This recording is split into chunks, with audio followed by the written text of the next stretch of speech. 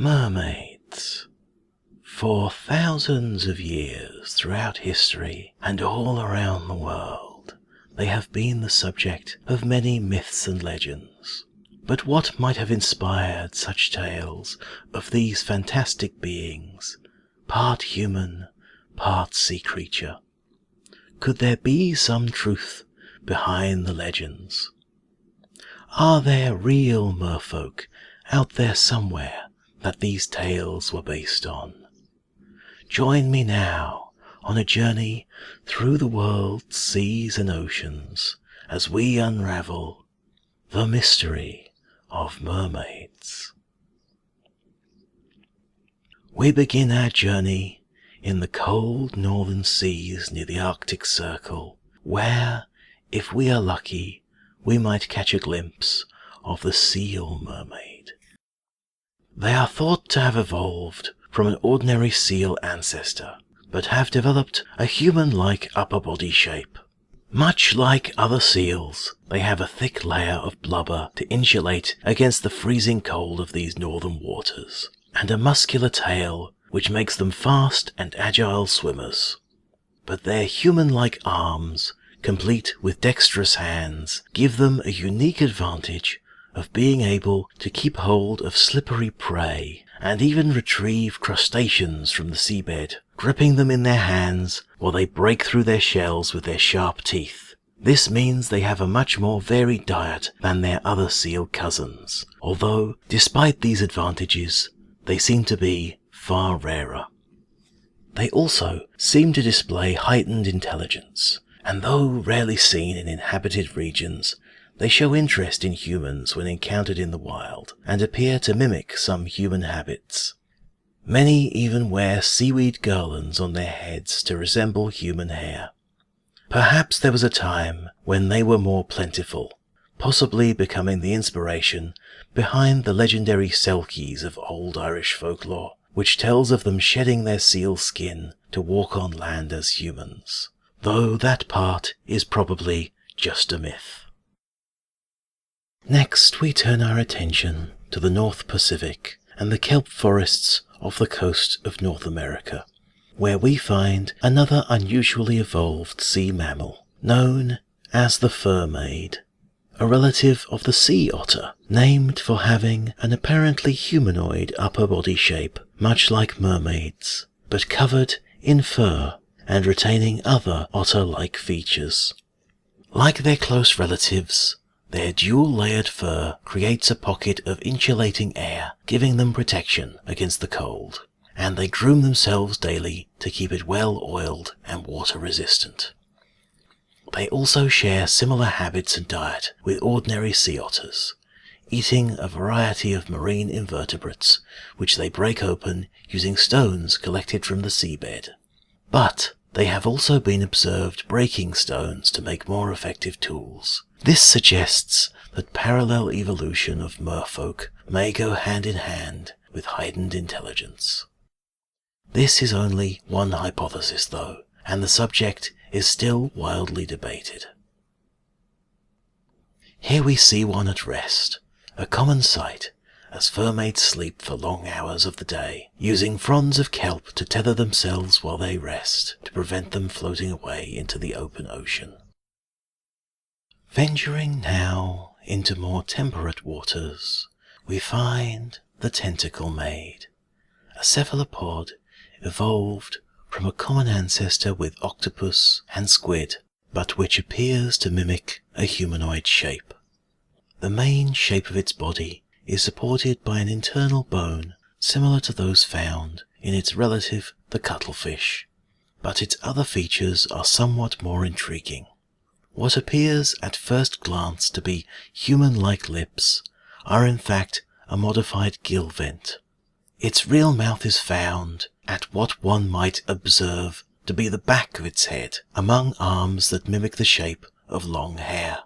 Like other cephalopods, it has a sharp beak capable of breaking through the shells of its main prey, crustaceans such as crabs, and bivalve mollusks such as clams, which it catches using two long tentacles that extend from below its mouth, positioned to give the appearance of human arms. Unusually though, it has a second set of limbs on its lower body, which it uses for perambulation on the sea floor.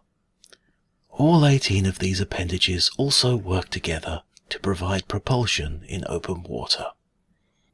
Another trait it shares with other cephalopods is its ability to camouflage by altering the pigments in its skin, changing its color to match various environments and settings, allowing them to avoid predation by blending in. Avoiding predation may also be the reason they evolved a humanoid shape, protecting themselves from us by mimicking our appearance. This must have been long in their ancestry though, as individuals today bear no aggression towards humans, at most showing curiosity towards divers, though they do avoid boats and areas of intensive fishing, suggesting they are intelligent enough to recognize when we are a danger to them. Now we journey to waters down under, where we find the red-hand mermaid, a small mermaid species found on the coral reefs in the Tasmanian Sea. Like its relatives, the handfish and the frogfish, it has adapted its front fins into limbs which it uses to move around the seabed. But, unlike its relatives, it also has developed a humanoid torso, possibly to give it a wider range of movement than its bulbous cousins. It still retains many features of its relatives though, such as its flamboyant colors, large dorsal fins, and textured skin, and it has a similar diet of seabed invertebrates such as worms and mollusks, which it roots out by disturbing the sand with its hand-like fins.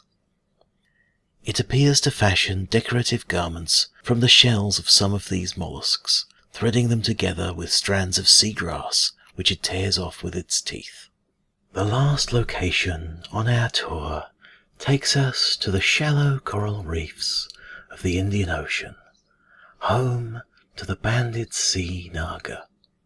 These anthropomorphic reptilians are related to the land-living nagas of India, Indonesia, and Southeast Asia, and so share many of their traits, especially their intelligence, cunning, and hunting prowess.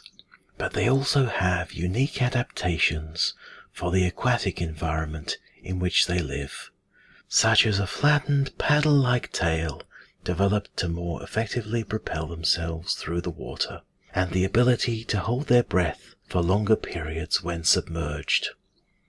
They are still only semi-aquatic, however, so must return to the surface to breathe, and must return to land to lay their eggs. Their diet consists of various fish, but they specialize in hunting eels, rooting them out from their hiding places within the coral. Although it may come with many advantages, their humanoid torso renders them incapable of eating prey whole as their snake ancestors did, so they prepare their catch using sharp claws and various tools before eating. Their venom is deadly and fast-acting, estimated to be more than 100 times as potent as that of their land-living relatives, killing their prey almost instantly. Fortunately, they do not show aggression towards humans unless provoked. Some have even befriended individual humans on occasion, or even, very rarely, developed partnerships with them. Generally, they choose to avoid human contact entirely though. They live fairly solitary lives, but are not overly territorial, seeking only peace and quiet. Thank you for joining me on this magical journey. There are many more marine creatures that display human-like attributes, and perhaps even more to be discovered. Maybe these wondrous beings gave rise to the mythical mermaids we find throughout our folklore, but one thing is for certain, we are only scratching the surface. Hi everyone, thanks for listening. I hope you enjoyed this. I wanted to try something a bit different based on some wacky mermaid designs I'd come up with a few years ago, and some other art I'd made for Mermaid. Special thanks to my partners Mel and Compy for letting me use their OCs as inspiration for 2 of the designs. And big thanks to them and for all my friends who've encouraged me to continue with these audios and my art. Special thanks to my friend Fergus, also known as Achaius, who's been promoting me to his friends. I'll be posting all the art featured in this video for free on my Patreon page, links below. Thanks again for listening. New character audios are coming soon, so stay tuned for those. Until then, take care and rest well. Bye for now.